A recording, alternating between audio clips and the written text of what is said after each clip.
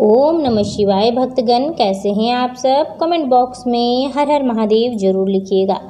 त्रयोदशी व्रत करने वाला मनुष्य सदा सुखी रहता है, उसके संपूर्ण पापों का नाश हो जाता है।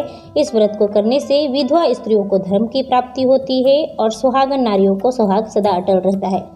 बंदी कारागार से छूट जाता है। जो भी स्त्री और पुरुष जिस भी कामना को लेकर इस व्रत को धारण करते हैं, उसकी कामनाएं भगवान अवश्य ही पूर्ण करते हैं। जो भी रवि त्रयोदशी व्रत का पालन करता है, उसे 100 गायों का दान करने का फल प्राप्त होता है और उसके समस्त दुख दूर हो जाते हैं। प्रदोष व्रत करने वालों को चाहिए कि 11 त्रयोदशी या फिर पूरे साल की 26 त्रयोदशी को पूर्ण करके उद्यापन करें। प्रदोष व्रत जिस दिन भी पड़ता है उसी नाम से जाना जाता है। जैसे कि रविवार को अगर प्रदोष व्रत पड़े तो रवि प्रदोष व्रत, सोमवार को पड़े तो सोम प्रदोष व्रत, इसी तरह शनि प्रदोष को पड़े तो शनि प्रदोष व्रत कहलाता है। और सभी प्रदोष व्रत की महात्म्य अलग अलग है। पंचांग के अनुसार भाद्रपद माह के शुक्ल पक्ष की त्रयोदशी तिथि 15 सितंबर 2024 को शाम 6:12 से शुरू होगी और अगले दिन 16 सितंबर को दोपहर 3:10 पर इसका समापन होगा। पूजा का शुभ मुहूर्त रहेगा 15 सितंबर शाम 6:26 से रात 8:46 तक। आइए प्रेम सहित सुनते हैं रवि प्रदोष व्रत कथा, जिसको सुनने मात्र से ही आपके समस्त पाप दूर हो जाएंगे और सुखमय जीवन व्यतीत करने के लिए भगवान आपको आशीर्वाद प्रदान करेंगे। एक ग्राम में अति दीन ब्राह्मण निवास करता था। उसकी साध्वी स्त्री प्रदोष व्रत किया करती थी।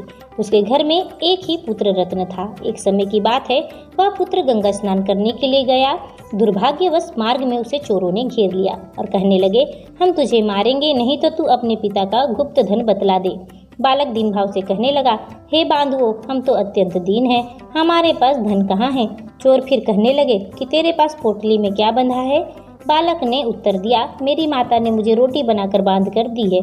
दूसरा चोर बोला, भाई यह तो बहुत गरीब है, इसे छोड़िए। बालक की बात सुनकर चोर वहां से प्रस्थान कर गए और एक नगर में पहुंचे। बालक इनकी बात को सुनकर वहां से प्रस्थान किया और एक नगर में पहुंचा। नगर के पास एक बरगद का बहुत बड़ा पेड़ था। बालक वहां बैठ गया और थक कर वृक्ष की छाया में ही सो गया। उस नगर के सिपाही चोरों की खोज कर रहे थे। खोज करते करते उस बालक के पास आ गए। सिपाही ने बालक को चोर समझकर पकड़ लिया और राजा के समीप ले गए। राजा ने उसे कारावास में डलवा दिया।